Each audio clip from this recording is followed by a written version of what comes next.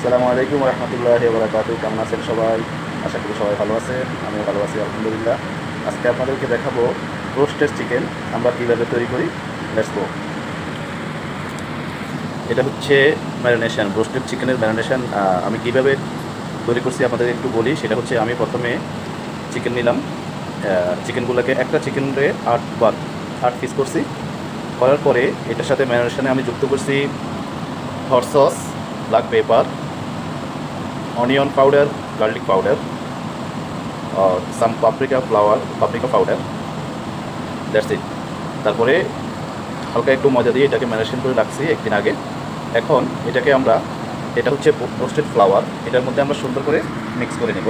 এক একটা করে এক এক পিস এভাবে সুন্দর করে এভাবে আমরা মিক্স করে নেব। মিক্স করে এগুলোকে আমরা সেপারেট রাখবো। রাখার পরে এগুলোকে আমরা ডিপ ফ্রাই করবো, সেটা আপনাদেরকে দেখাবো। আমার সাথে থাকুন। জি, আমরা দেখেন রোস্টেড ফ্লাওয়ার দিয়ে চিকেনগুলোকে ভালো করে করলাম। এখন আমরা এটাকে ডুবো তেলে, মানে ডিপ ফ্রাই করব ডুবো তেলের মধ্যে। দেখাচ্ছি আপনাদেরকে। আমরা এখন ফ্রাই করব।